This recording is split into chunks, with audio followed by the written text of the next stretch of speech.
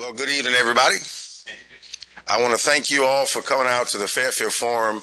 We believe in starting on time and hopefully ending on time. And I just want to thank you for taking your time out on a beautiful August afternoon to hear updates from your county. For those who may not know me, my name is Roscoe Cooper III. I have the privilege and the pleasure and the humility of serving as the Fairfield District Representative on the Board of Supervisors, as well as the chair this year. And so I'm also happy to have with me my colleague all the way from the Tuckahoe District, Mr. Jody Rogas. Can we give him a hand for just being here tonight, Mr. Rogas? I really appreciate him. And also our vice chair of our school board, who's going to be presenting later on, Mr. Ryan Young. Can we give him thanks for being here as well? So we will go ahead and get started. We're going to ask that Rick Samuelson from the libraries would come. He's going to give us an update on the libraries. And after that, Mr. Alvin Christian, the Assistant Director of Public Utilities, is going to give us all an update on refuse, leaf collection updates, those things.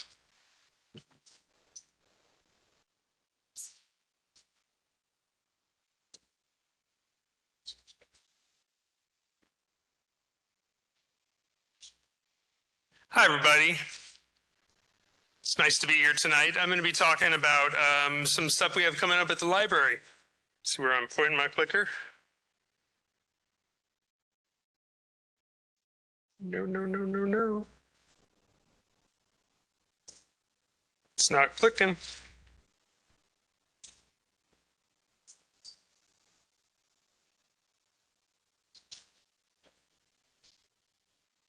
Oh, there we go. It's clicking now. Okay, everybody. Thanks for bearing with me. My name is Rick Samuelson. I'm the system-wide programs coordinator at the Henrico County Public Library. And I'm really excited about fall coming. It's been really hot out there, so I'm channeling fall in this presentation. I wore my fall colors today. We have fall colors up here. I want you to pretend like you're smelling pumpkin spice as this presentation happens. We need football and cool weather, so be thinking positive. All right, I did want to look back, and I wanted to look back at the really successful summer reading program that we had this year. We had an outstanding summer reading. I have been doing summer reading at public libraries for well over 20 years, and I think this was the most fun that I've had. We had so much positive energy from the community. Our theme was dinosaurs, so it's not too hard to go wrong with that. So all of you out there who participated in summer reading with us, thank you for participating. Prizes are still available at the library if you haven't picked up your prizes yet. And now we're going to look back, now we're going to look ahead. So we're going to look at some fun programs that we have coming up this fall at I'm focusing mostly on the Fairfield and North Park libraries. And now we're going to look back. So I'm giving you whiplash. We look forward and back and forward and back. We're looking at back to school. So back to school programs are coming up. We're really excited to be helping our youth and our students succeed in schools. So these are a few of the fun things that we're doing at the library to help our students out. September is library card sign-up month. So if y'all don't already have a library card, this is a good opportunity to come into the library and get a card and see what your public library has to offer. If you do have a card, but it's looking a little beat up or you've misplaced it, you can come into any Henrico library during the month of September to get a free replacement card. So do take advantage of that. And then at our North Park Library on Monday, September 28th, we are going to be having a homework resources workshop. So this is perfect for families who want to pop in and see what the library has to offer to kids to help make their schooling a little bit easier. So our good librarian, Courtney, at North Park Library has been doing this for years and years and years. This is a good fun program to turn out for and helpful program. Now I'm going to talk a little bit about Hispanic Heritage Month, which is coming up really fast. Hispanic Heritage Month runs from September 15th through October 15th. It straddles 2 months. But we have so much stuff happened at the libraries. I'm going to just focus on a couple things that we got going on. So at our Fairfield Library on Tuesday, October 6th afternoon, we are going to have a Teach Yourself Spanish workshop. It's never too late or too early to learn a new language.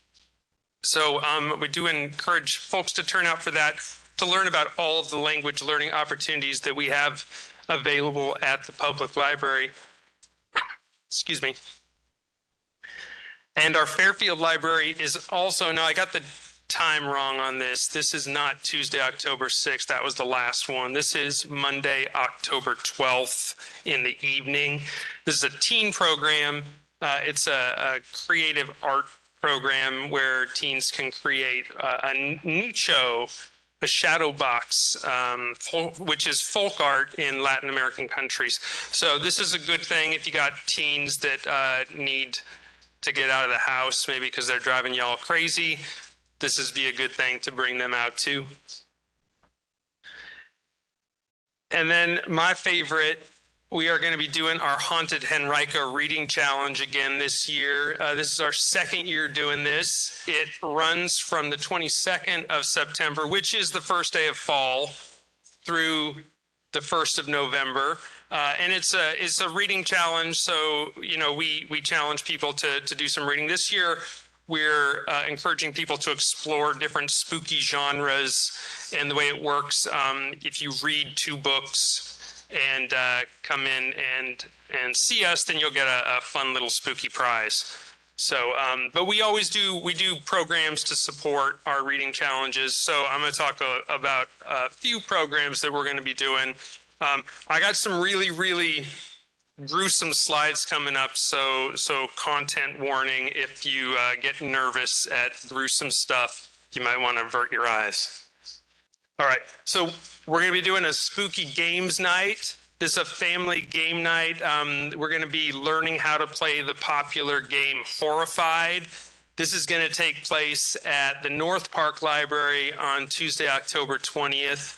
And it's a very fun game, and it's great to bring the whole family out.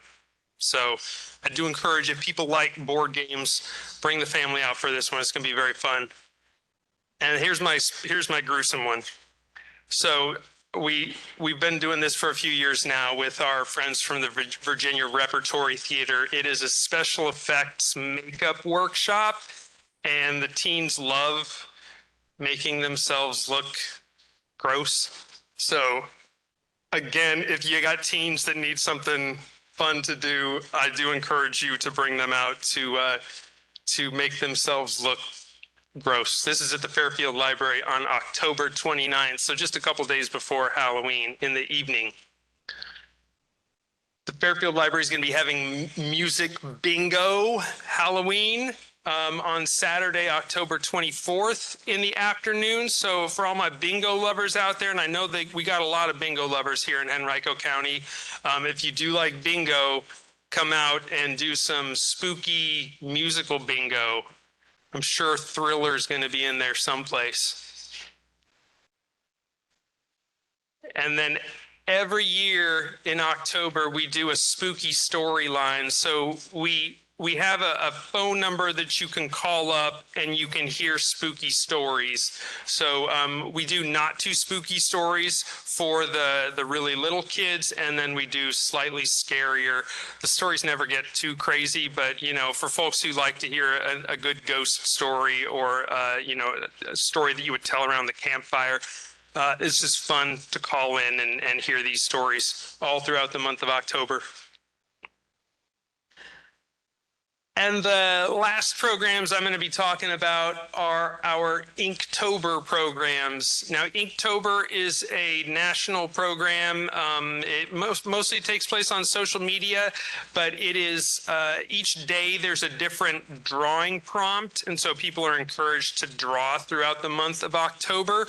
And so we're going to help support Inktober by doing some programs that kind of tie in with drawing and art. So a couple that we have here in the Fairfield district, we got We got our introduction to drawing in the manga anime style happening at the North Park Library on Saturday, October 3rd. And I know anime and manga are really, really huge. So if y'all want to come out for this, or you got kiddos that want to come out for this, this is good for teens and adults. And then we do have an adult program called Think Inc., which is just about practicing and playing around with different inks and drawing stuff. So if you like playing around with art, if you're a crafty person or you've got a crafty person in your life, this would be a great program to turn out for at the Fairfield Library on October 6th in the evening. And that's just the tip of the iceberg. We have so many programs, hundreds of programs happening this fall. We have program guides over on the side table, so I do encourage you to pick one of these up before you go today and learn more about the fun, exciting programs that are happening at your library. And does anybody have any questions? If you do, step up to the microphone, please.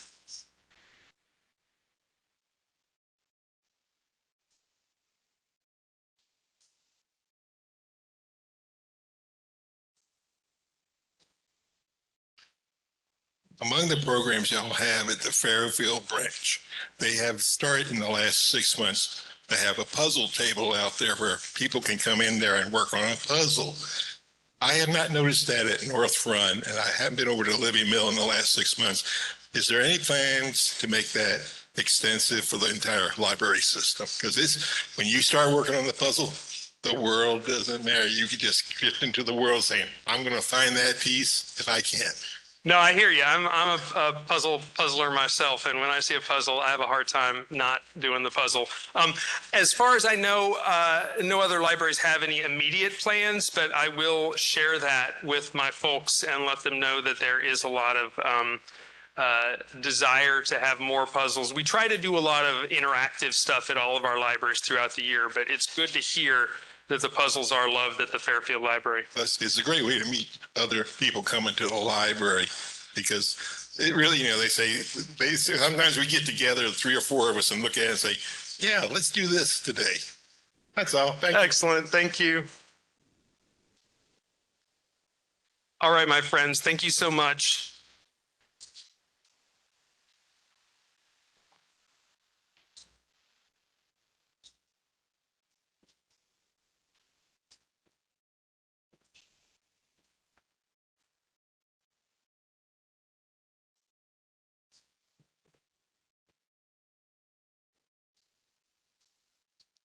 Okay, good evening, everyone. My name is Alvin Christian. I represent the. Good evening, everyone. My name is Alvin Christian. I represent the Department of Public Utilities. I just want to update everybody first on the bag leaf collection. Our schedule is not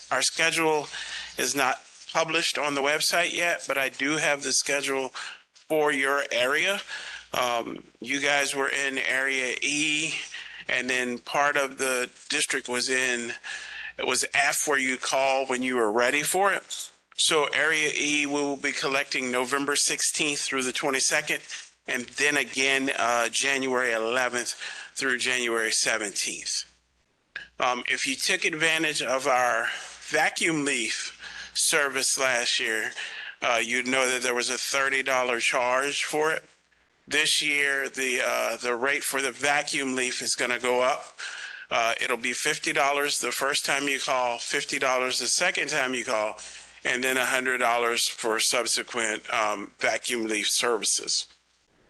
And as you're all aware, we have expanded trash service, trying to get it all through the whole county. So about 2 years ago, the board tasked us with the challenge of making sure that everyone in the county had the opportunity to get refuse service from the Department of Public Utilities. So in that, we broke it up into 2 phases. The first phase was the far west and the far east. I'm sorry, the middle west and the south central east, and then which started in July. And then the final phase is going to be the far west and the far east. So if you don't have service and would like service with the county, just go onto the Public Utilities website and feel free to sign up. And that's pretty much all I have to share with you guys tonight. But if anybody has any utility related questions, water, sewer, solid waste, please feel free to come to the microphone.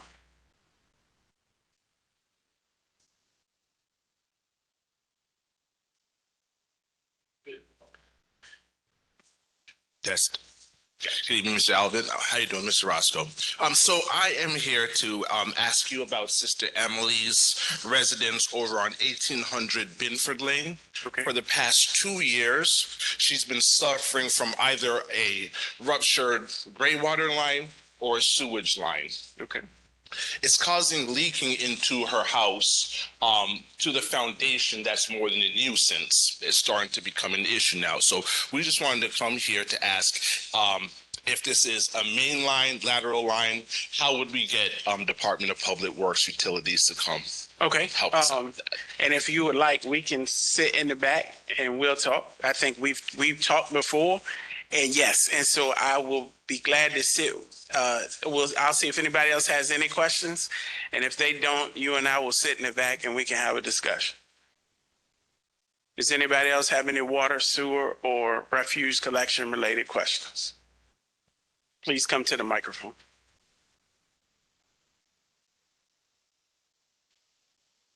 What is the fee for the refuge collection? For refuse collection is $18 a month. Okay. We send out bills every 2 months, so you would see a $30 charge, $36 charge Okay. on your bill. Thank you.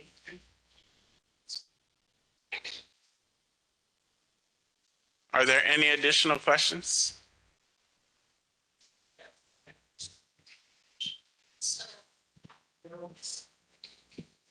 A lot of flooding. Can you come to the mic? I'm sorry. I noticed that there's a lot of flooding, and especially like in the Fairfield area. And it seems as if the trash is going into the sewers, and it allows flooding to take place in different areas, different blocks. Do you guys have any plans on trying to clean the sewers out to get the overflow that has went into the different sewers and blocking them from allowing the waters to go down? Okay. I will say this, and as far as everyday trash, what we tell people is to bag your trash before you put it in the trash can. Mm-hmm. And that's not just with us, with any refuse company, because as they go to dump, trash flies out Mm-hmm. and it'll get into the sewer. Now the sewers, the storm sewers, they belong to Public Works. Okay. So they can address, when they come up, they can address their cleaning schedule. Mm-hmm. But the best way for the citizens to help Public Works and to help public utilities not make a mess is to put your trash in a bag. Okay. You'd be surprised at how simple just putting everything in a bag will stop help. trash flying out of the truck, stop trash flying out of the can. Mm-hmm. Into Anything. the sewer. All right. All right. Thank you. You're welcome. Are there any additional questions? Well, thank you, Fairfield, for having me. I appreciate it. Thank you so much, Mr. Samuelson and Mr. Christian, for those presentations. Next, we're going to call upon our Public Works. We're going to ask Ms. Sharon Smitler. She's our Division Director for Transportation Development. She's going to come and give us some updates on road, pedestrian improvements, and summer storm prep. Ms. Smitler.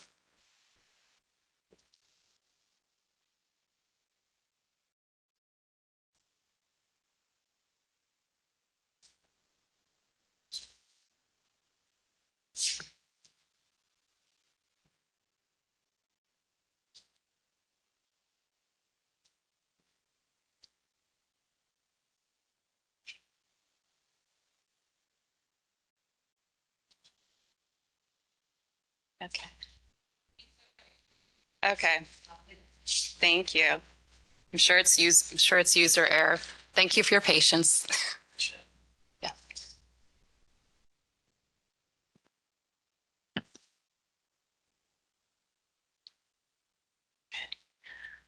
All right. Good evening, everyone. Thanks for coming out.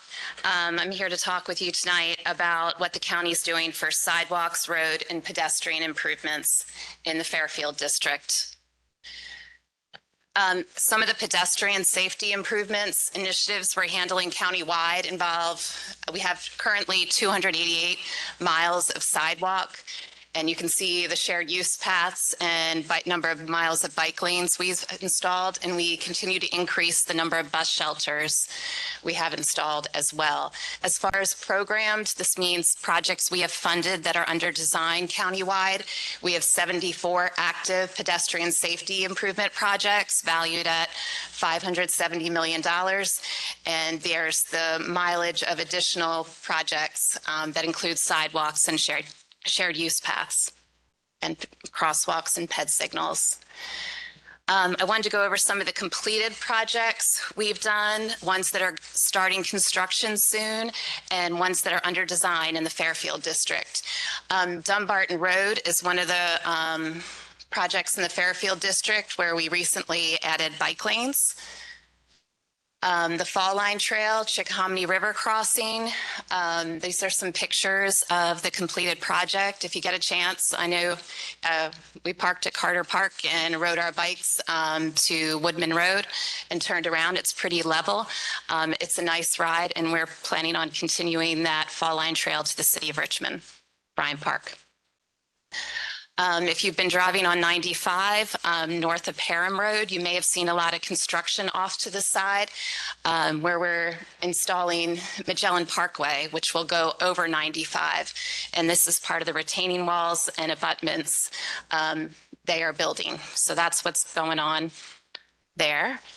And there's also work on the Parham Road Bridge that is east of Staples Mill Road. You can't tell we're working on it when we're driving over it, but this is a picture of what is going on underneath the bridge with improving the supports. Lakeside Bridge near Lewis Ginter by Lakeside Park Club is getting ready to start construction. It was awarded by the Board of Supervisors for Sagres Construction to start the improvements. That should start in September. Richmond Henrico Turnpike South, that will be from Laburnum to Hummingbird, 4-lane divided with shared use path and lighting and sidewalk on the other side. That was approved by the Board of Supervisors to award for construction, and that should be starting in September. You may have seen cleared trees out there already. Some projects starting soon are the Fall Line Trail, some continuation from the city limits from Bryant Park. Most will be constructed in 2026, and one is scheduled for construction in 2027. There's 7.5 miles proposed in Henrico County. It'll run from the south from Bryant Park all the way to the Chickahominy River by the Hanover line. One project that we just got the bids in this week, it came in under the engineer's estimate, yay. But that will be going to the Board of Supervisors soon for approval. And then the next phase, this one is still out for ad. The bids close next week. It's to continue the Fall Line Trail. It's like a 10-foot, 12-foot paved shared use path that will continue north. So we should get the bids back next week. So construction hopefully starting by the end of the year. This is the next phase, phase 3, which will take it to Hilliard Road by Belmont Golf Course. And then as this one's also out for bid as one big package, Hilliard Road, converting one of the lanes to a bike lane to cross there. And then Brook and Hilliard Trail, we cross Hilliard, and then you kind of go along Belmont, along Hilliard with the Fall Line Trail, and then you run along Brook Road in front of the dump. And Fall Line Trail Villa Park phase, this will take you from Lakeside Avenue all the way up to Parham Road. So we're making progress. That should start construction soon. Longdale Trail, we're still in the right-of-way phase. We have about half the parcels. And that would connect to Woodman Road where the trail currently ends. As far as projects that are under design, the Virginia Center Commons Connector Trail, that's right by the Chick-fil-A and the Wendy's up there on north of Route 1 by the county line. It's basically to put in a crosswalk across Brook Road there, and there'll be a shared use path and two-way protected bike lanes along Magnolia Road, Magnolia Ridge Drive to connect to the Woodman Road shared use path, which gets you to the Fall Line Trail. So a lot of connections working here. But the main thing is this provides another safe place to cross Route 1. Transit currently extends up Route 1 to Magnolia Ridge Drive, GRTC does. So it'll be great to add pedestrian signals and crosswalks. Another one is East Laburnum Avenue sidewalk. We are currently in the right-of-way phase. One more parcel left. This will add a pedestrian signal and crosswalk across Laburnum near 360. It also includes transit stop improvements, a bench, and sidewalk. Just a little bit west of that project, by Austin Avenue towards Ronnie, there, it's under the right-of-way. We have one parcel left with the school, and that's going before the school board this month. So hopefully then we can start construction or get this out to our annual or bid this year. But making progress. Brook Road improvements is another project we have going on in the Fairfield district. This is from Villa Park Drive, Wilkinson Road, south to Hilliard Road, sidewalk on both sides of the road. Yes, thank goodness. And transit stop improvements and safe places for people to cross at the existing signals. So PED signals, crosswalks. We are excited about this and moving forward. Brook Road pedestrian signals. This is near VCC, Virginia Center Commons, north of 295. And yeah, we're in the right-of-way phase now. There's transit extended up there. We're adding pedestrian signals, crosswalks, safe place. The county is working on, yes, you can see from these projects, more multimodal. Not everybody has a car. We need to be able to get safely biking, walking, to get home at the end of the day. Yes. So Brook Road, Route 1 is maintained by VDOT. And so it requires a lot of coordination, and because we have to get permission from them to make these improvements and make sure we do it their way. So it requires a lot of coordination, and we're pushing the schedule to get it done. But yes, they are partnering with us. But sometimes it moves a little slower, but we're working on it. We're pushing them. Garden City Connector Trail. This would be like a connector trail, spur trail to the east of the Fall Line Trail. And this would connect, let's see, based kind of from Hungary Road, Longdale, and go east towards Scott, towards 95. So this is under design. Construction's not till 2029, but we're trying to get it done sooner. Garden City Pedestrian Bridge. So this is a pedestrian bridge over 95. So it would be north of Parham Road, but south of the Magellan Bridge pictures that I showed that's under construction now. And it would be where the old Scott Road Bridge was. But this is pedestrian, bikes only, not vehicular. And so this would connect to the Best Products Reimagined building just to provide more multimodal access. Lakeside Avenue bike and ped improvements. This is just west of the Fall Line Trail, which will run along Route 1. This is to provide a shared use path and sidewalk, and there's a roundabout proposed. And for those who live along the Azalea corridor, you've probably been engaged with the study going on. There will be a study coming up soon to be sent out by September. And we'll keep you posted, put it on our social media. Just ways to improve safety along the corridor, along by Henrico High School and the neighborhoods out there. So that should be coming out soon. Keep an eye out. And we'll put it on social media. Let's see, word on the street. You can sign up for DPW, DPU updates. You can sign up by district, or you can sign up countywide to get information. Let's see, and I was going to give an update about storm prep. So there's a lot of summer storms coming through. We want to let you know that the county is prepared. Public Works, road maintenance. We have people on call 7 days a week, east and west ends.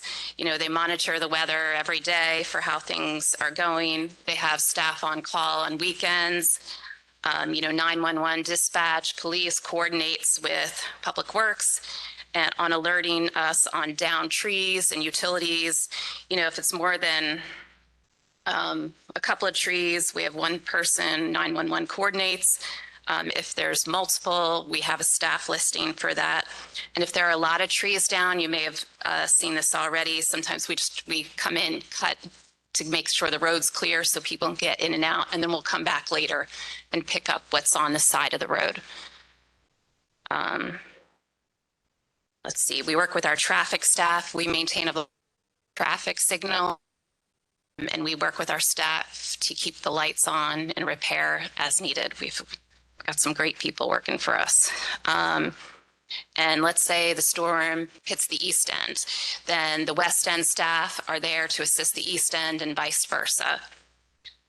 And if needed, if it's like a big storm they're calling in, we can call in contractors to help us.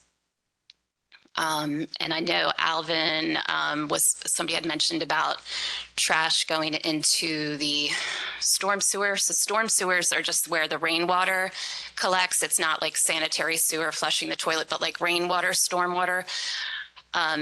We do have contractors that go out on a schedule, our road maintenance division, and can pick up trash. And of course, we all have to work together as a community to keep the roads or keep our trash picked up. But if there's a certain area that's concerned, snow, and we can make note of it and coordinate with our road maintenance division. Any questions? You're welcome to step to the microphone. I'll do my best to answer them, or you can follow up with me afterwards. Do you mind, just so everybody can hear? Thank you.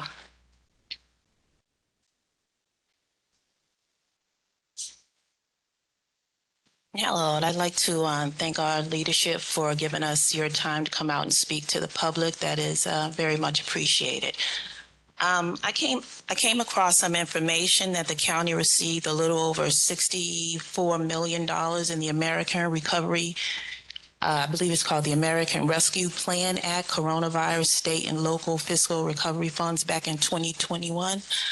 Can you explain to us or provide us some information on how those funds were utilized and if any of those funds were utilized to fund these projects? I don't think any of those projects were used for the Public Works. I might ask Alvin with DPU. I think that's what those were used for, because you said the acronym was...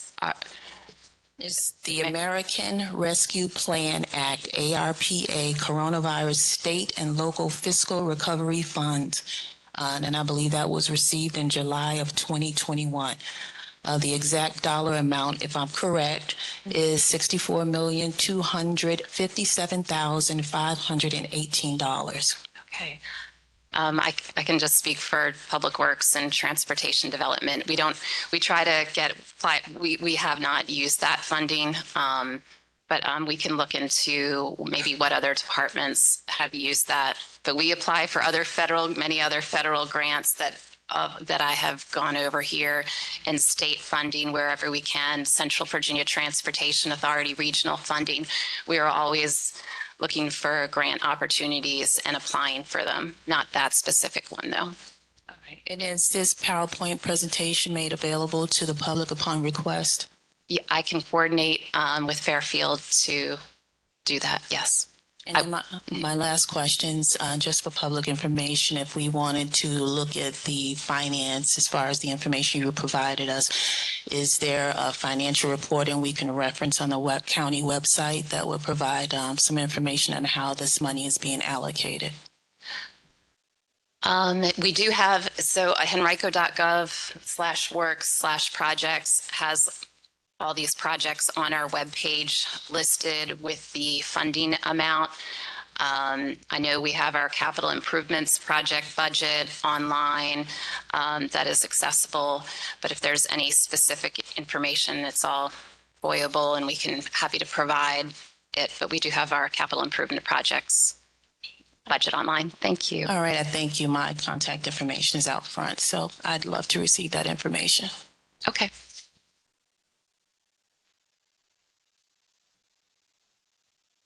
Hello, just a quick question in regards to the trails for biking, the multi-use trails. Can you talk a little bit about, louder? Oh.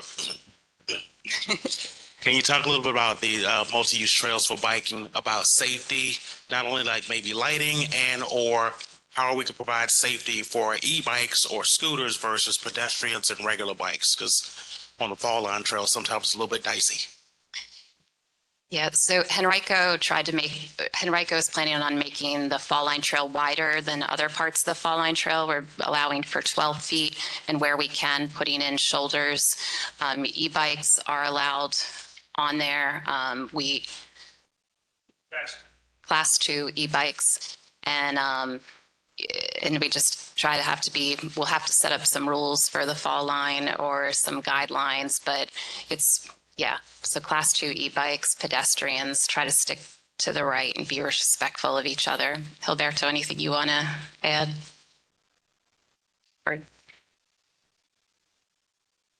Thank you. This is John Sonino with Rec and Parks coming up. So actually at the next board meeting, there will be an ordinance that will have a public hearing restricting class 3 bikes, specifically on trails. So this will affect parks, but could also then affect shared use pass along roads.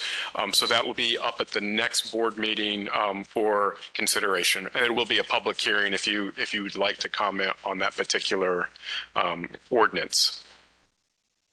John. Yes, thank you, John, for it. And are you able to come up to the microphone? Yeah.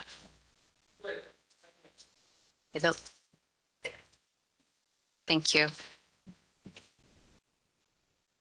The roads from Parham to Hilliard. Thank you. Yeah, the road is from Parham to Hilliard. The walking is really not safe. And I just wonder, has any consideration been made to do something about making the walking much safer than it is now? I fell one day when I was walking in the road and a car was coming. So I just wonder if any assessment has been done ever about that, because even if it's not a sidewalk, just to have at least a walking space that people, some places it's just, you're almost walking in the ditch. So can somebody assess that to see what could be done? And if I could just clarify, you said between Parham and Hilliard. What road? Woodman, I'm sorry. Okay, thank you. Okay, that makes a difference. Okay, I'm just trying to envision between Parham and Hilliard. Yeah, there's There are schools there. there's Moody Middle School, Our Lady of Lourdes, and there's elementary schools along there. We did just recently add a sidewalk. You may have seen your Maud Trevette Elementary, Right. And a pedestrian signal. Yeah, so that we were able to get that in with some state revenue share funding. A lot of the projects to add, because there is roadside ditches, it almost becomes a drainage project and much more a roadway project to pipe the ditches. It involves right of way. But we take note of, we can document the request for sidewalk pedestrian facilities on Woodman from Parham to Maud Trevette to Hilliard. Yes, I would appreciate that very much. Thank you.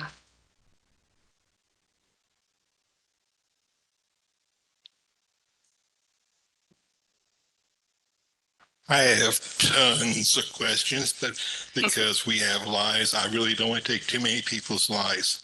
I'd like to know when the Department of VDOT takes over and your coverage stops when it concerns the roads in Henrico County. Where does the, so I just want to make sure I understand. So you're saying where does the VDOT coverage start and the Henrico road maintenance start? Ends. Yeah. Ends. Or starts. There's a spot on our webpage, but like Laburnum Avenue, for example, is maintained by Henrico County. Sometimes if it has a US route, like Route 360 is maintained by VDOT. And if there's a traffic signal that intersects like a county road, like and Route 360 Mechanicsville Turnpike, that signal is maintained by VDOT. 9 Mile, Williamsburg, 9 Mile, since it's like Route 33 and Staples Mill, that's maintained by VDOT. Of course, the interstates are Williamsburg, Route 60 is maintained by VDOT. But I can happily provide you, there's a link on the webpage that has the VDOT maintained roads and the limits. So the stoplight at Dill Road and Mechanicsville Turnpike would be the purview of the Henrico County. Dill, since it intersects with Mechanicsville Turnpike Route 360, which is VDOT, and if that would be VDOT. Okay. I personally think, having driven down Dumbarton with the little white sticks along the road and the little top of the little green reflectors, that this is a very bad idea. You have one breakdown of a car, one delivery vehicle stopped. You're going to have a traffic nightmare. And I don't know how other people's feel, but it just looks like a ton of trouble just brewing down the road. As for Lakeside, I don't know what the plan you got for Lakeside is, but I'm hearing from my friends and neighbors over there, they are very opposed, as are the residents of Azalea. Any change to Azalea Avenue by narrowing it will be a boondoggle, much like they tried to close exit 80 last year and narrow the traffic lanes on 64 295. I don't know how much money is being spent on these projects, but it seems to be a lot of it is wasted. And the prime example right now is this. I said this Tuesday at the Board of Supervisors meeting. You go over to Burnham Avenue at the intersection of Carolina or Vaughter, and you have a mangled guardrail. And that is not going to make a good impression for the tourists coming here for the NASCAR races.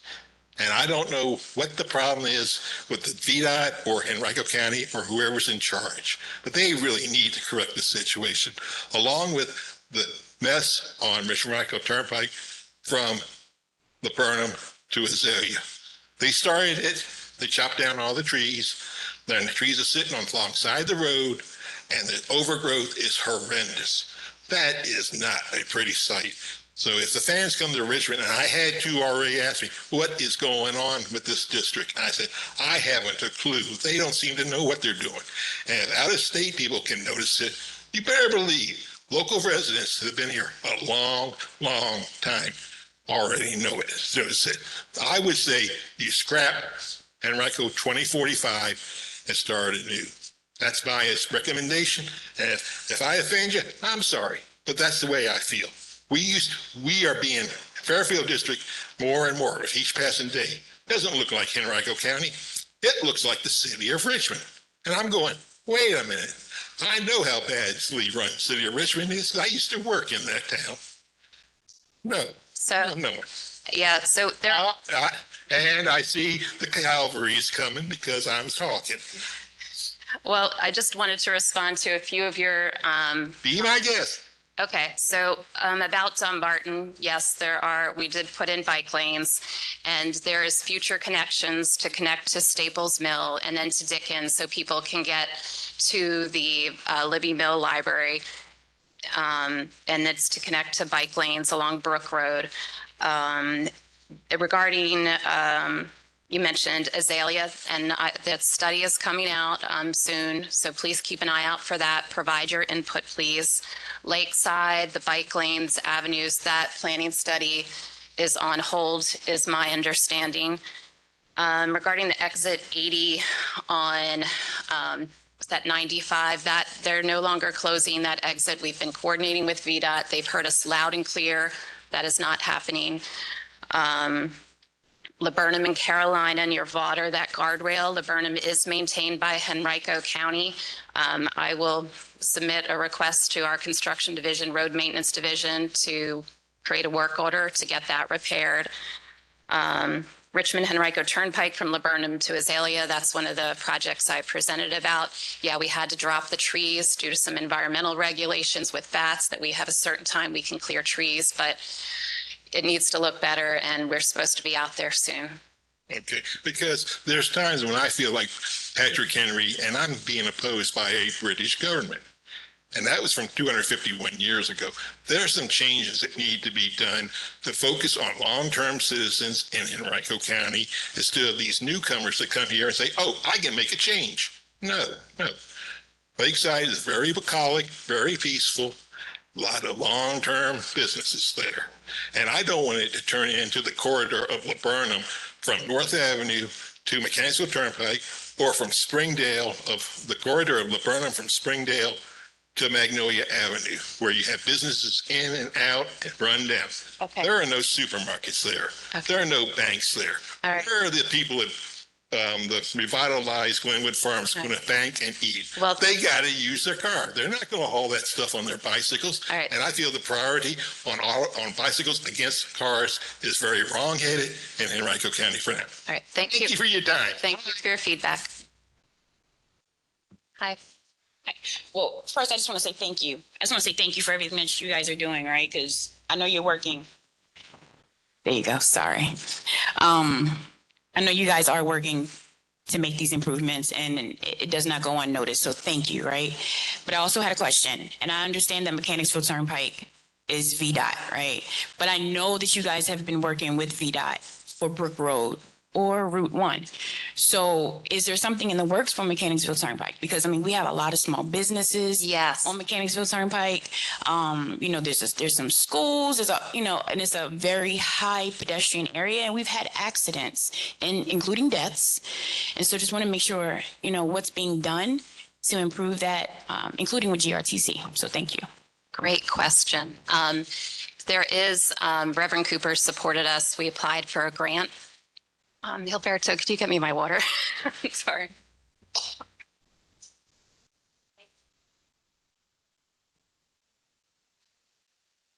Reverend Cooper supported us with a grant for Mechanicsville Turnpike, US Route 360, for a 10-foot paved shared use path that would connect from the city limits all the way to Laburnum. Smart scale funding. And so that's going to begin design. The dollar amount. I can't remember the dollar amount, at least $10 million for this shared use path, and supported us through the Richmond Regional Transportation Planning Organization, helped submit that application for us, and that we got funding, which is great. So that's going to start. The funding is a few fiscal years out, but we're going to start design, and we're really excited about that improvement. I think that'll make a big difference. Transit along that corridor, and like you were saying, all those businesses, a safe place for people to walk. And still much more improvements needed, but that's a great start. Thank you. Come on, let's give Ms. Finley a hand clap for that. I just, real quick, for those who may or may not know, this past week, I believe Monday evening, Yes. from what time? 5:37. From 5:37, we, all of us, Gilberto, stand up if you don't mind. Gilberto is the Assistant Director of Public Works. And so we thank him for being here today, number 2 in charge. All of us, Sharon, Gilberto, the whole staff, Steve Yob, we were at the Lewis Ginnell Botanical Garden discussing the lakeside pedestrian and bike improvements. And so this discussion about multimodal transportation, car drivers compared to walkers or bike riders is a very split kind of conversation. There are those who are for bike lanes and walk lanes, and those who are against it. So this is a constant conversation. But we have issues that everyone does not drive. That's why we've extended public transportation all the way to Virginia Center Commons. And you'd be surprised. We just had an update from the executive director of St. Joseph's Villa, who said that her employees are now able to get to work because a lot of them don't drive. And so just be very compassionate for people who may not be as fortunate as you when it comes to transportation.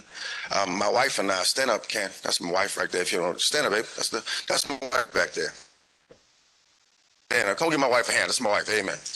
We literally, and she got mad at me. That's why I made her stand. We literally walked from River Mill subdivision to Hanover on the Fall Line Trail. Literally, we took about 4 hours.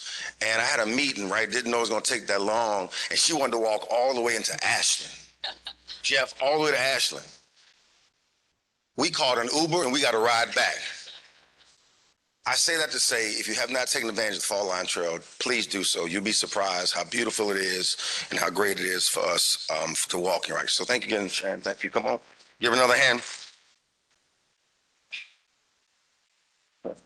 Johnny on the spot, Mrs. Zanino, and we have Sheila Cunningham, Recreation Coordinator, Willie Cunningham, Recreation and Fitness Coordinator. They're going to come now. Is Eastern Rec the only place you work? She's that smiling face when you go to Eastern Rec. And so we're going to give it over to our Director of Recs and Park, Mrs. Zanino.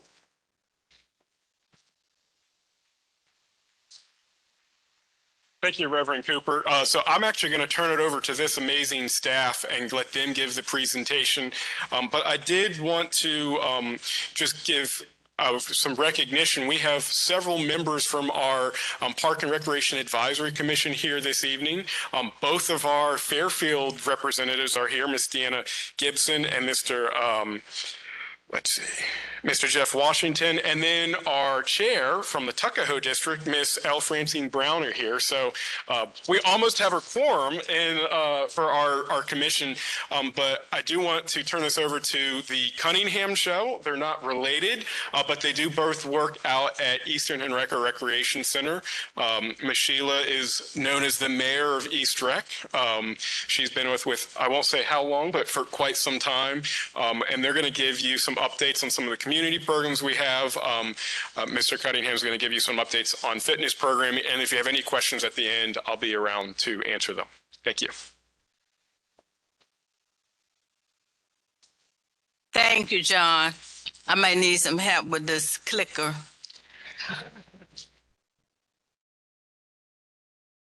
Let me see. All right, yeah.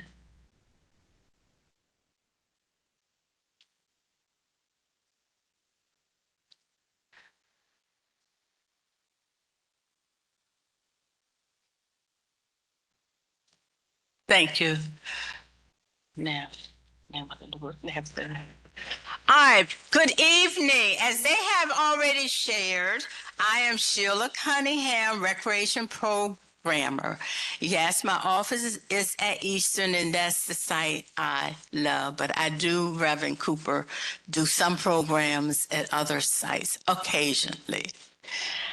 Before I highlight the end of August programs and September and some of our October programs, of course, we have to highlight one of our historic museums that's right outside this building in honor of Virginia Exter Randolph. Public educator, community leader, social activist for Henrico County. Now, the museum hours are Monday through Friday, 1 to 4. If you can't come during that time, you can call for an appointment. The number is 804-652-1455. I knew I wasn't going to be able to do this. Doing good. Oh, I got it. The next facility I would like to highlight is 3 Lakes. These are some of our programs: Wetland Wonders, Lead the Leaves, Color Outside the Lines, a guided nature hike, mad about monarchs, and life cycle of a tree. Now, our recreation and history programs, we have like cookie decorating workshops, Bet You Want to Play. That is one of my programs. Just try to have an open gym time for families since we don't have power there on Thursday nights. The TR Step It Up Club, oh, there is so many people. We're thinking about, I think they're thinking about moving into the gym because the ballroom is full and they're dancing out on the patio. We have TR Pillows with Personality, The Scandalous Life of Princess, who gonna think I can say it right? Trubisco.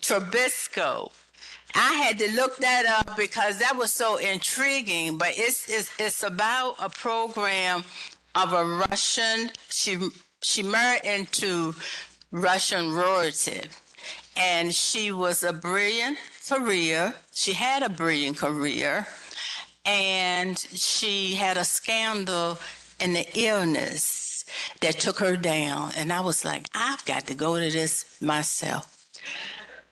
Some of the other ones is Yellow Jackets, Mean Girls Ruin a Nice Girl's Reputation. Adults can also learn sign language, separate and unequal Virginia's Black education system.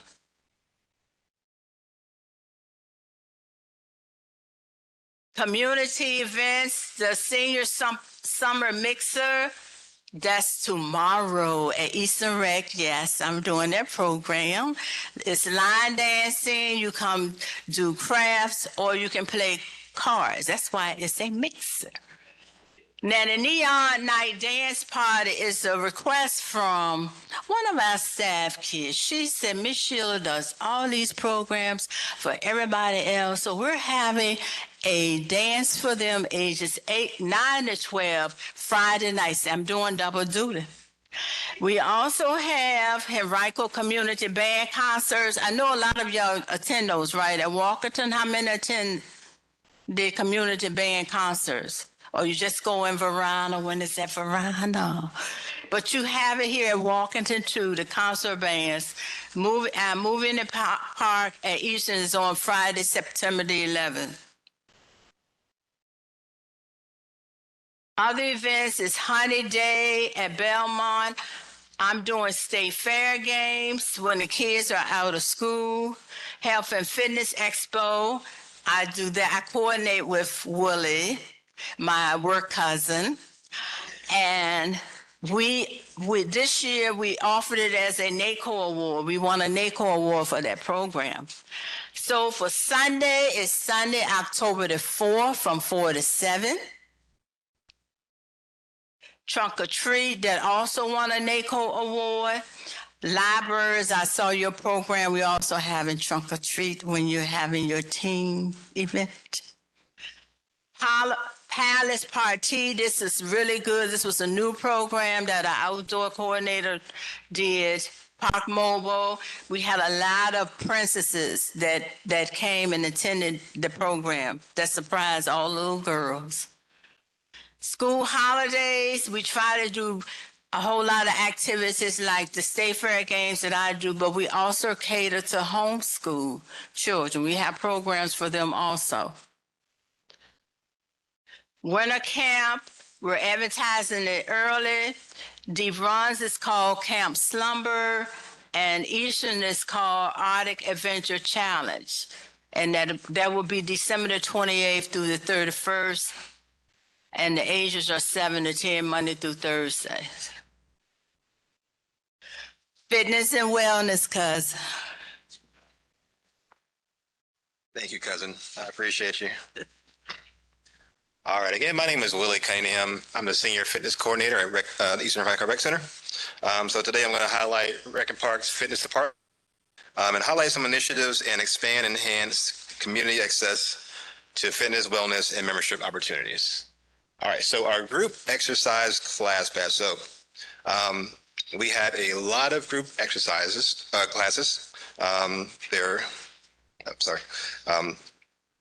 They're offered across the county for free.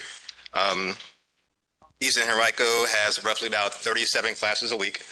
We have different types of yoga classes, Zumba, a whole lot of senior classes. That's probably some of the main ones we have. Senior classes, we have like senior wellness, boot camp classes. We have a seated boot camp classes, chair yoga, and balance classes. We also have kids fit and youth fit classes, small group training. So if you want like a personal training session, but we don't offer actually personal training. So you come in, give it a couple people and get basically a personal training session. And then we have areas, strength and conditioning and cardio classes. So all these are offered with a free group exercise pass. Yeah, that's it. So our fitness memberships. So we do have a fitness center at East Henrico Rec Center. It's fully stocked. We have circuit machines, we have cardio machines, swim machines, free weights. We have rowers. We have a group exercise studio that houses our group exercise classes. So if you've never been to the East Henrico Rec Center, come by, check out our center. With our fitness center, we do have different membership options. So our memberships are simple and affordable. Our individual option is $10 a month. And you also had a family plan, which is $20 a month. With our family plan, you can sign up to 10 members in your household and still just pay $20. There's no contract. You can cancel anytime you want to.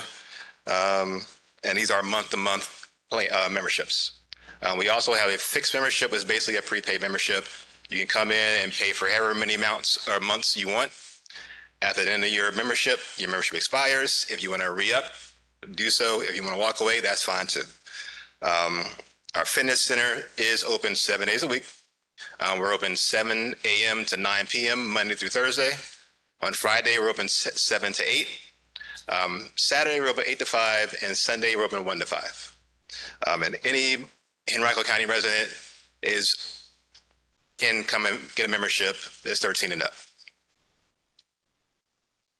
All right, so this next slide, this kind of shows our growth in the last 2 years. Chart 1 on the left shows our fitness class attendance.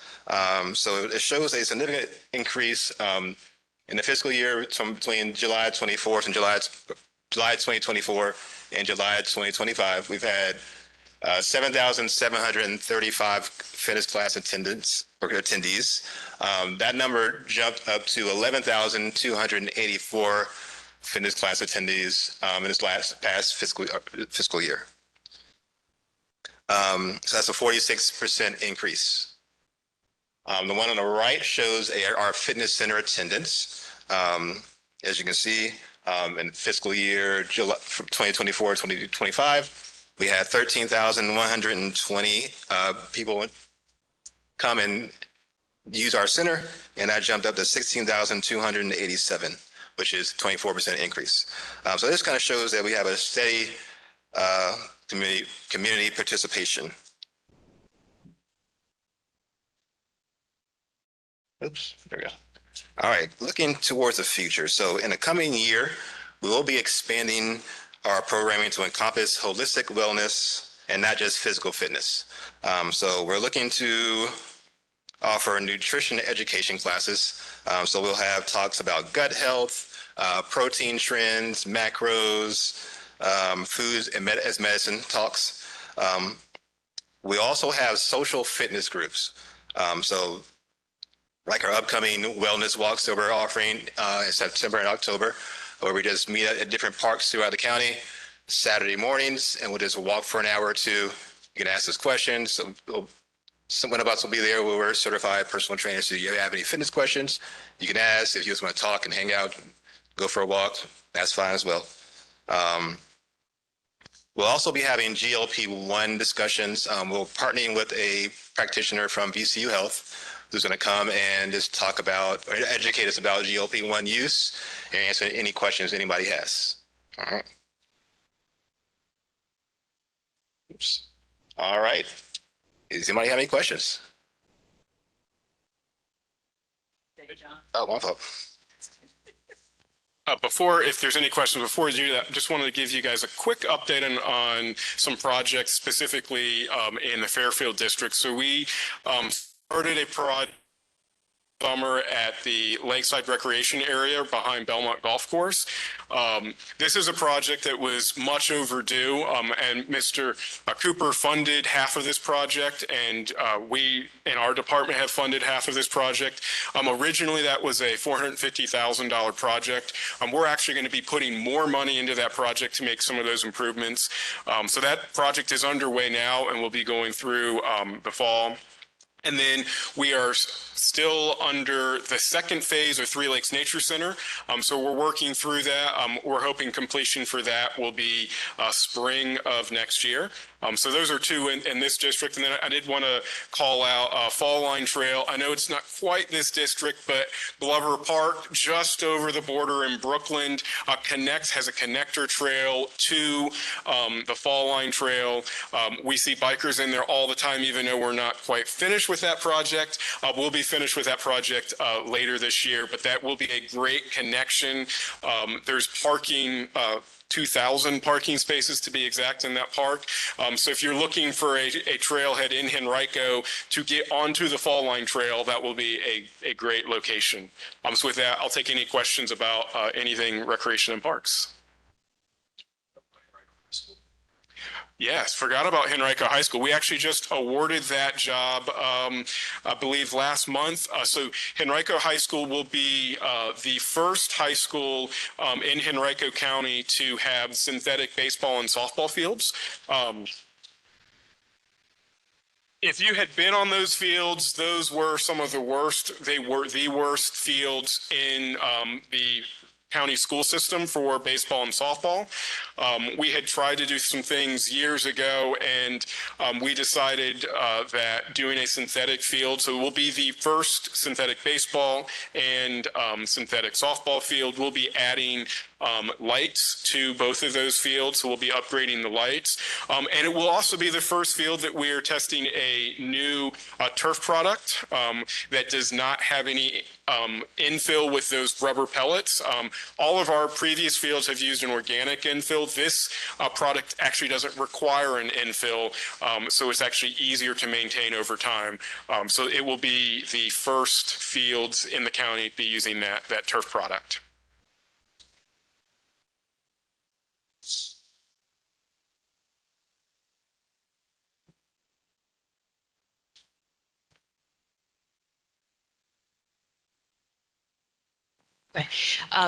Question real quick about the turf, right? It's great.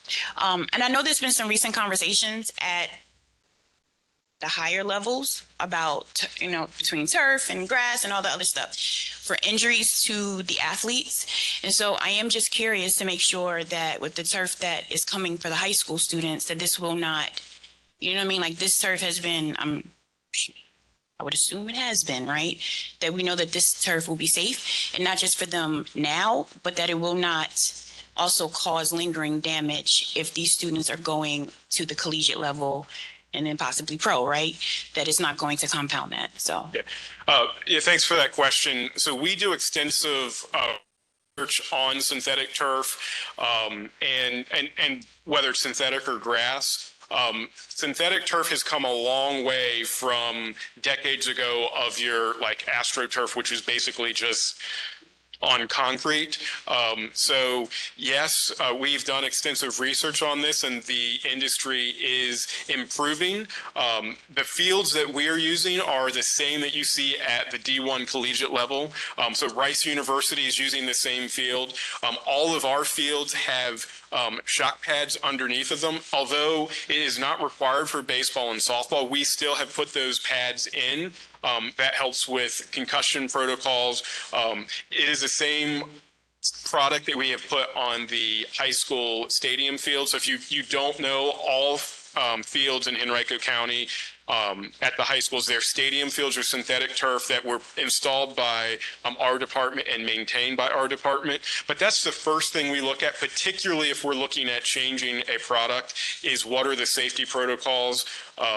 And when you look at that, high-end natural surfaces are generally going to be deemed the safest if you can maintain them at the highest level. And what you will find is most locations, unless you are a pro team, you cannot maintain at that highest level with the amount of usage.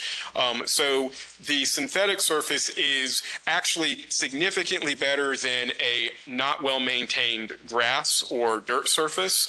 That is something that we look at, but we're constantly monitoring, and we work with schools to get some data on if there are injuries. Unfortunately, there are injuries in sports, both on grass and turf, but that is something we take into consideration on all of our projects.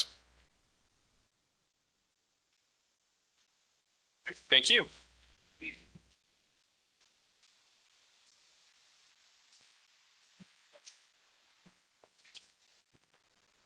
The QR codes, this is for if you want to give us some feedback. Remember the 3 C's: comments, compliments, and concerns. And you can also report damage. Should be another QR code. And this one is about programs. You can use this QR code, and we do have those on the table. And I would not be remiss if I didn't honor 2 of the police officers in this room. You need to know during the summer, the community officers comes to the recreation programs, and they do the different games with them. I have the easy job. I just do the scheduling. But these community officers, Officer Ahona, Officer Parker, and there's some more, Scott Phillips, let's get him a hand. Thank you.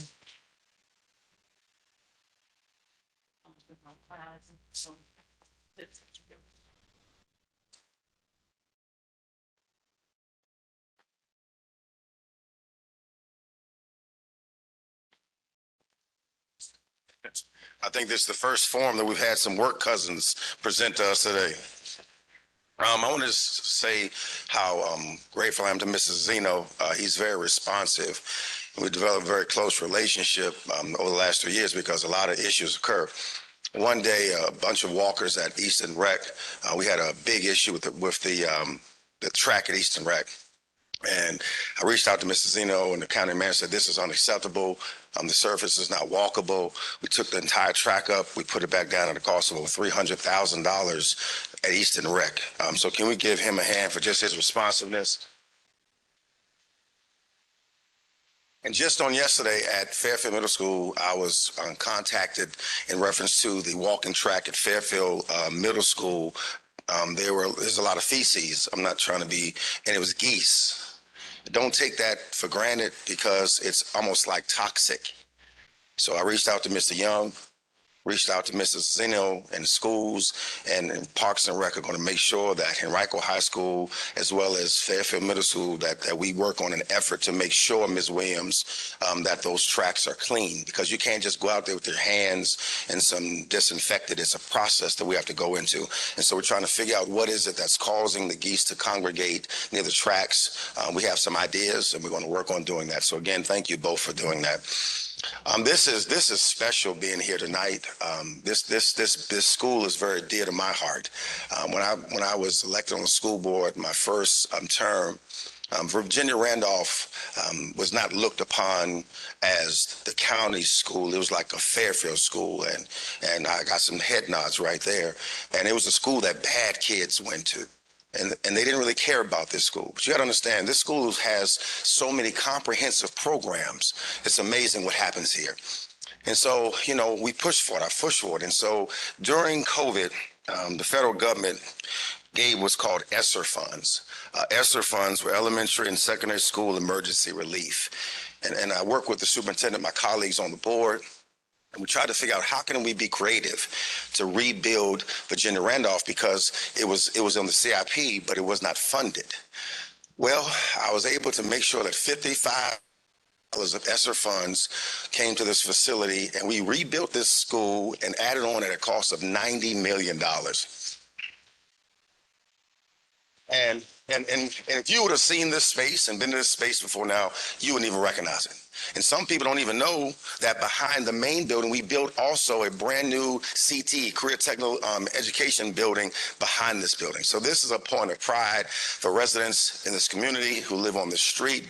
And when you have a woman like Virginia Estelle Randolph, who is immortalized at the state capitol, a school that bears her names is supposed to be excellent. And we have that school right now. So we're grateful.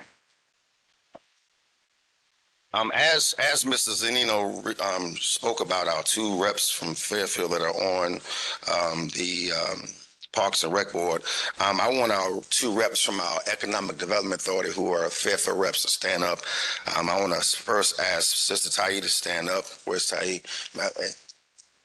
I think Mr. Rob Brown, still Mr. Brown's in the back. He's our rep on EDA. Come on, give him a hand. Barb, correct me if I'm wrong. Is this my 11th? Since I've been elected, this is my 11th Fairfield Forum. It's 11th. And I say that because our next presenter, our school board rep, Ron Young, he's been at all 11 Fairfield Forums. And so I want to bring him up. He's our last presenter, and I want to say thank you, my friend. But we got to make sure that we stop scheduling him on school board night. He had a meeting at 2:30, y'all, went to 5:30. He left there to come right here. So we're thankful for his service. He's doing a phenomenal job. He's been a great partner. We've done a lot of great things together. Hopefully we can continue to do so. Come on up, give him a hand, Mr. Ryan Young.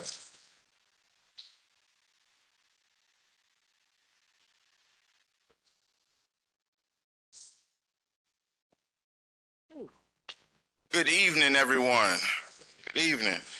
I thought Roscoe was going to go ahead and present my presentation when he started talking about Virginia Randolph School, but some of those programs, just to kind of let you know the building that we're in and the CTE program. So I'm just going to let you know everything that's offered here.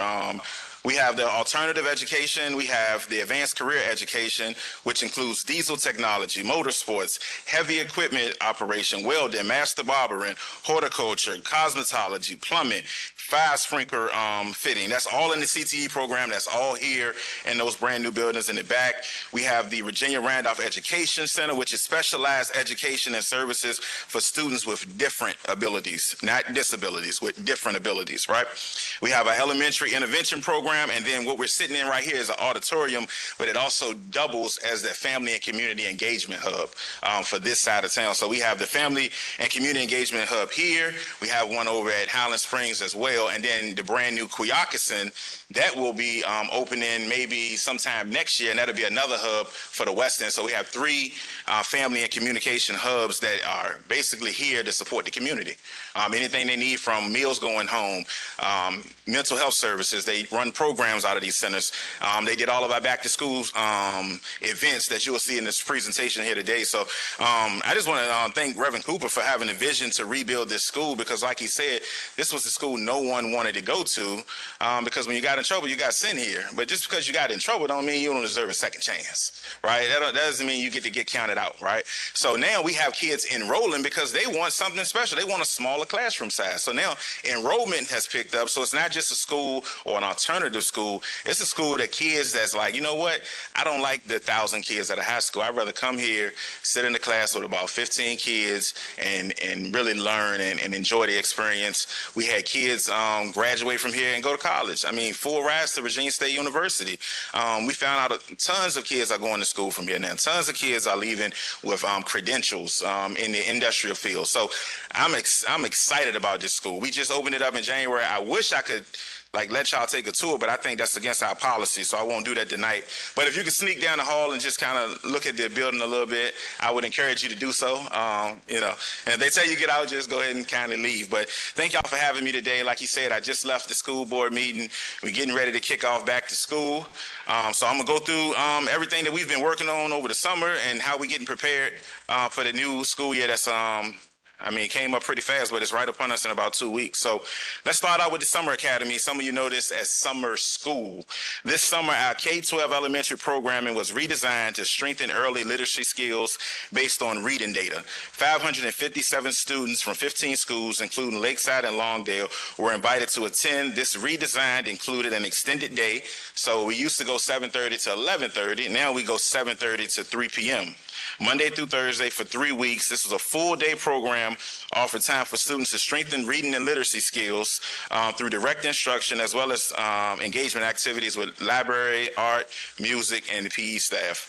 At the secondary level, we had 3,100 middle and high school students enrolled in recovery and or acceleration courses, ACE CTE programming, and summer building trades programs. So we had 3,100 middle and high school students participate. A lot of these students, I found out today during the school board meeting that about 300 took an online class at Longwood to satisfy some of their credits. So when we say acceleration, we talk about taking classes to accelerate. So when I get to be a senior, maybe I'm only taking 3 or 4 courses as opposed to a full plethora of 8 classes. And also we had our CTE. So we had about 1,000 middle schoolers get to do rotational work in the CTE program, whether that was home building, painting, welding. They got to learn different skills. It's almost like an interest building summer program. So if you're interested in CTE, the middle school level, we don't have it while you're in school, but over the summertime, you can kind of experiment with some of the programs to see if you want to go into that when you get in high school. When it comes to our community engagement, I was just speaking about the family and community engagement team here. We had our McKinney-Vento office put on 3 to 10 different community events to ensure that students experiencing homelessness are identified, resourced, connected, and ready for day one. The McKinney-Vento team hosted summer cookouts, including one here in the Fairfield district. One conducted home visits and other outreach activities. At the cookout events, students and families were able to connect with 96 vendors from both the community and division. Social workers, in collaboration with our attendance officers, conducted about 1,700 home visits across the county, specializing in attendance outreach, school readiness support, connection to community resources, and for students and families. So along with the community engagement, we had our immunization clinics going on. So in collaboration with Richmond and Henrico Health Districts and Kroger, HCPS Health Services provided 3 summer vaccination clinics for rising 7th and 12th graders. 124 students received immunizations at Fairfield Middle School on August the 6th. The final immunization clinic is scheduled this Saturday, August 15th from 10 to 3 at the Henrico Sports Center, and I'll get to that in a minute on what we have going on there for this Saturday. We also have some other events coming up on August the 24th at Wilder, August the 25th at Tucker, August the 26th at Brooklyn. You can see how intentional we are about moving around the county to supply these resources to our kids, almost like our Fairfield Forums have touched so many different locations in the district, not just one particular one. And I'm seeing some new faces out here tonight, so I'm pleased to see we actually reaching other folks. And maybe you might have some questions at the end of this, but let me continue. Family and community engagement maintain efforts to continue and strengthen connections. They did 16 community walks. They were conducted across this county. Community pop-up events were held in each magisterial district, providing opportunities to connect directly with the families and gather information. So this is our back to school kickoff, one of the most exciting events that I'm a part of. It's going to be this Saturday from 10 a.m. to 3 p.m. The event is an opportunity to connect with families from across Henrico, share resources, and support a strong start to the school year. Last year we had over 5,000 people. This year we expecting more. We're going to have carnival games, haircuts, immunizations, kids zone, live entertainment. We're doing a backpack giveaway as well. It's going to be a nice event. Every school is going to be represented there. They have their table set up. So hopefully families and kids can come out, meet your principals, have some fun, get a backpack, get a haircut if you need it. But it's one of the events that, once again, our family and community engagement team puts on. If you keep hearing that family and community engagement, we're really big on doing something outside of the school, right? Like sometimes we get focused on the grades that we forget to take care of the person. And that's what the FACE team does. They take care of people. So I'm always excited about the events that they have.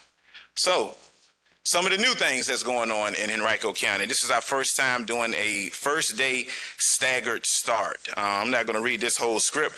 I'm going to basically just let you know. So on Monday, the 24th, we're going to have our 6th graders, our 9th graders, our pre-K students, and our kindergartens. They're going to start school first. No one else will be at the school.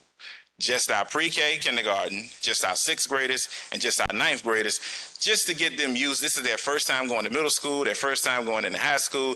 For the pre-K and kindergartens, it's their first time in real school.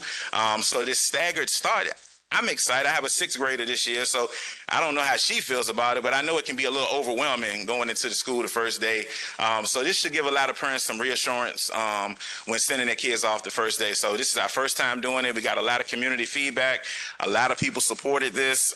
The board ended up supporting this. We want some feedback once we do this, but I'm sure it's going to be a great idea moving forward. But it's just some of the things you don't think about, right? Like, what about your sixth grade year? Some of y'all, I don't know. Some of y'all might have went to high school in eighth grade here instead of ninth, right? Yeah, I know. All right, so, but just think about those times. So it's about wellness. It's about mental health, right? So it's the whole child again. We're thinking about every kid and everybody moving through. So I'm excited about that. Next up, we got new school year, new spaces. We got RC Logan. That's going to be opening. We're going to cut the ribbon on August the 24th. We got Jackson Davis. We'll be cutting the ribbon on in November. And then we have our specialty center at Henrico High School. That's also going to be opening on August the 24th. So we got some new schools coming. We got some new specialty programs. The Living Building, if I'm not mistaken, should be around December. Hopefully, give or take December. So we'll be opening another building in the Varina district. So a lot of things going on in Henrico County right now. And then we approved plans. I spoke about that last June about the new Fairfield district elementary school that'll be coming right here off of Whitman Road. So a lot of things going on right now. I would like to focus. Some of you all have heard me talk about the Center for Cybersecurity. I'm going to talk about it again. So as I shared in previous meetings, students who attend the new Center for Cybersecurity at Henrico High School will not only graduate high school with a degree in industry certifications, but they'll also be within 3 credits of receiving a degree from ECPI University, which will be an associate's degree. The school division is working with ECPI and industry leaders to create a program that will put HCPS students in a position to take advantage of industry's growth. The U.S. Bureau of Labor Statistics projects that the nation will add nearly 60,000 information security analyst positions by 2033. The median pay in 2023 was $120,000. So hopefully these 75 kids that are starting this program, it will grow every year. So we'll introduce a new 75 every single year until we get the program up to about 300 kids. So if you have a middle schooler, please encourage them to apply for the cybersecurity, to apply for something that is going to give them a job. Like I said, 3 credits from receiving an associate's degree, right? So they can go to school basically being a junior, right? So this is amazing things that we're offering. It's called dual enrollment. All of our schools are slowly starting to get it, but I mean, this is important, and it's coming to Henrico High School, so it's coming to the Fairfield district. We only have one high school, so I'm excited about cybersecurity. In addition to math, students at the center will study cybersecurity programming and data science, and will get a broader view through humanitarian and social science courses like human geography, history, and comparative government. Juniors and seniors will take an in-depth college-level course to delve deeper and prepare them to earn Security Plus and Network Plus certifications from the Computing Technology Industry Association.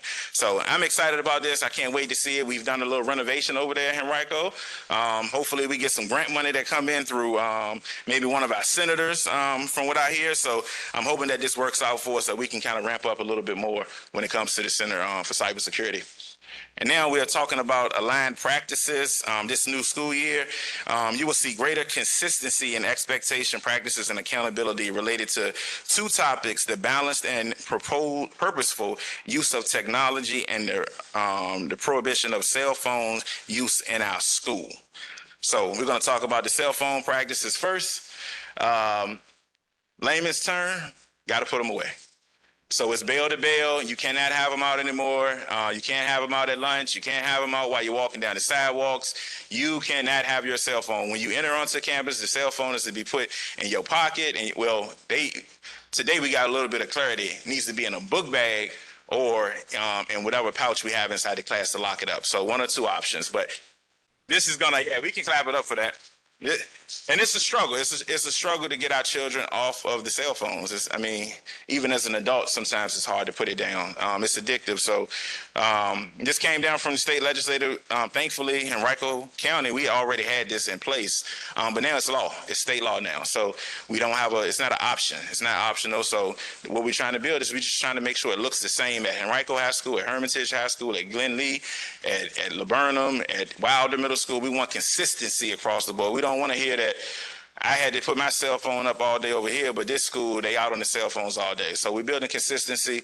I think this is going to help us get to that. And the less phones, the less distractions, all right? The more we can work on actually being present and talking to one another, which I think the world could use a little bit more of.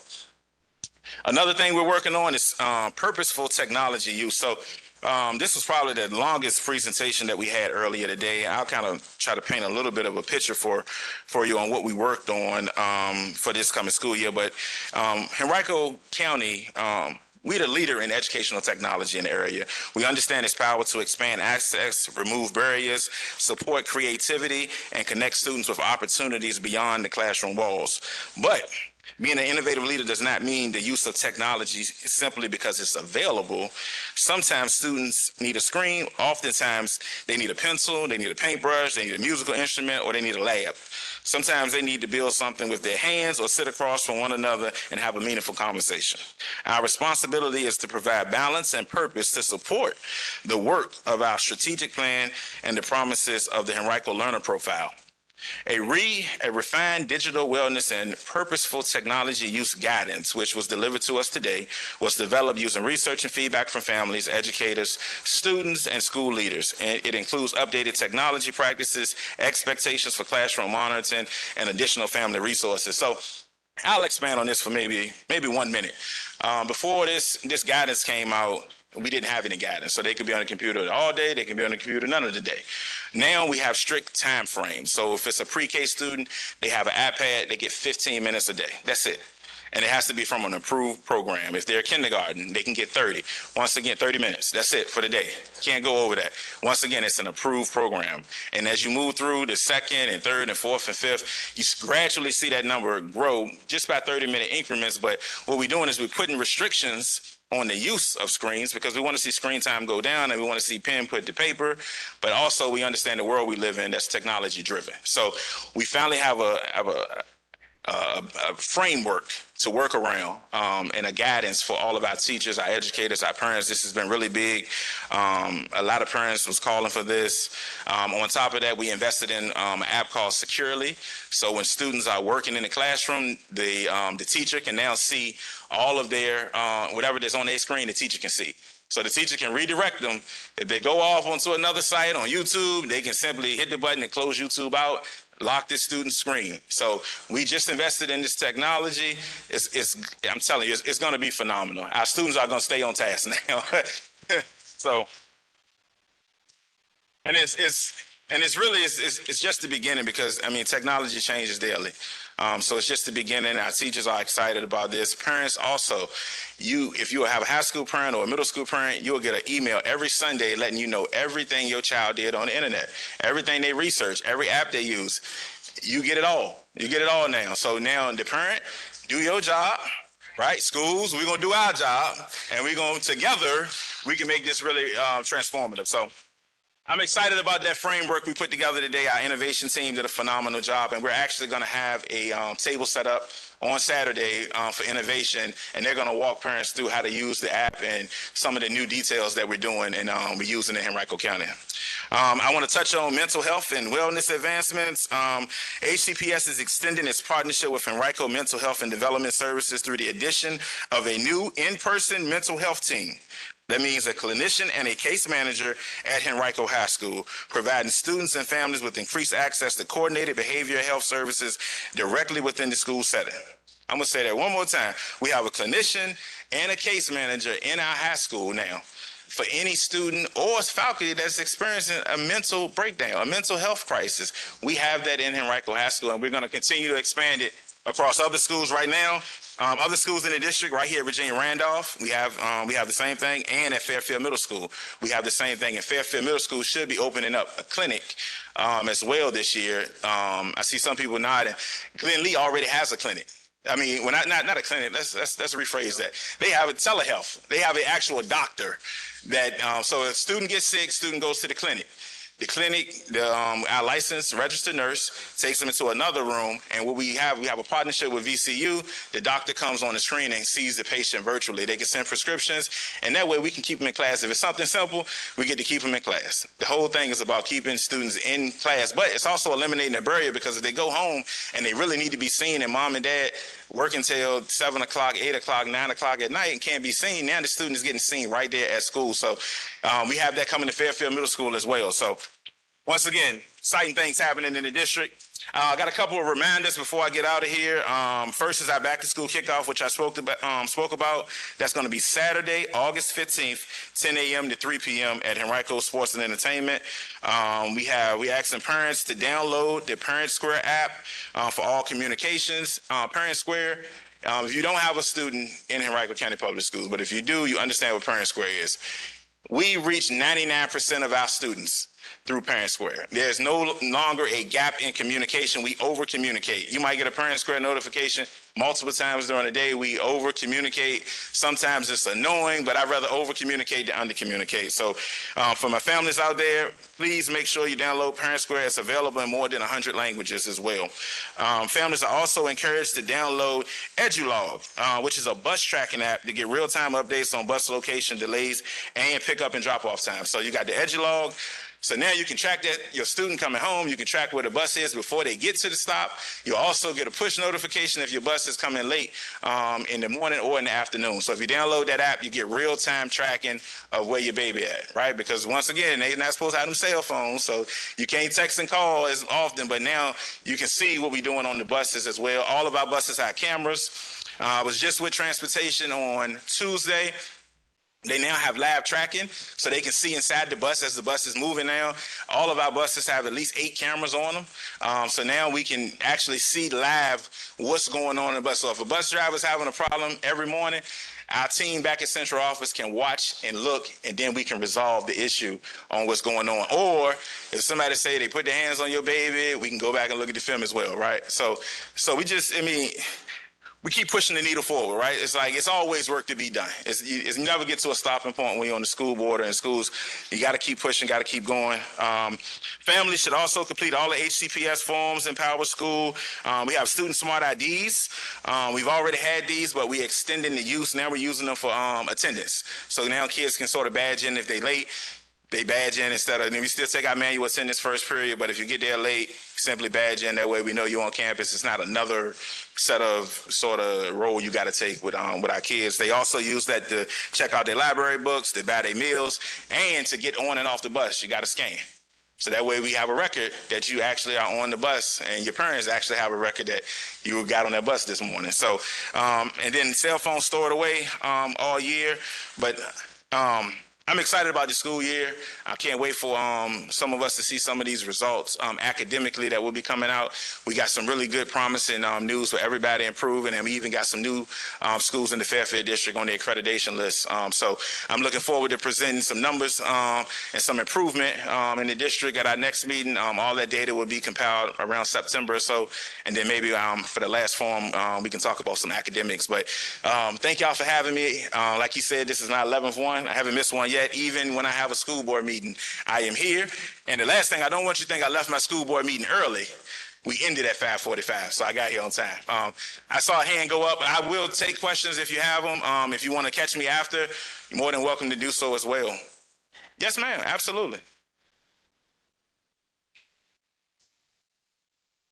So I want to say that I appreciate you, and as well as Mr. Cooper. He touched base on our COVID experience. I pray that our country never has to experience that again. Same. That did have a negative impact on our students. So I'm happy to hear of the great things that are being done for our students.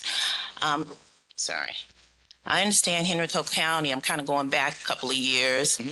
Back in 2021, they had an initiative between Henrico County Public Schools and Henrico County Mental Health and Development Services. Is there any way that we can get information on how that success of that initiative is being measured? And then the clinician, you had asserted that there are some clinician and case managers being supporting the schools. I guess my question is, are those case managers and clinicians also supporting the teachers as well, who may have to, work with some children with some cognitive experience? Yeah, so they support both ways. And then I think you're alluding to 2021. I'm not sure when the initiative was bought, but it is the Henrico Cares initiative, in which we had 5 counselors dedicated to multiple schools. We started at high school. We received another 5 counselors this year. Now, these are counselors that are specialized in mental health. So we had 5, we went up to 10 this year, and then we expected to bring on another 6 or 7 this year to cover the secondary, our middle schools. So all of our high schools are covered right now, and now we're moving into our middle schools, and that's part of a package. I believe it was $5 million that was given to HCPS, but it is a partnership with Henrico Mental Health Services. Okay, so the money that was used to fund the program, is that public record to see how this money is being allocated, and then how is the program, the success of the program being measured? Like, are we achieving our goals or reaching the goals for this program? So it's a twofold question. Everything we do is public record. I think somebody alluded to it earlier. You can send a FOIA request in. Yeah, I knew you asked about it. But also a lot of our information as far as our budget is online. So you can access that anytime. But if I have your email, we can just set up an email and I can let you know exactly the amount of money that was spent for our mental health services. And then the second part of your question, I didn't catch this. Oh, the success of it. I don't have numbers with me, but we have what's called Hazel Health and Care Solace, which is also in there. I don't have the numbers, but they are increasingly being used. Our Hazel Health is a 24/7 hotline that any student, family member, or staff, they can call, and that actually sets you up with a mental health professional. I think that's the gap that we see sometimes when we're experiencing a mental health crisis. We don't know who to call.